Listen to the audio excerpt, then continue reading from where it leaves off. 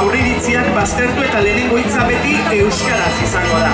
Euskarazko telebistakatak gehiago ikusiko ditu.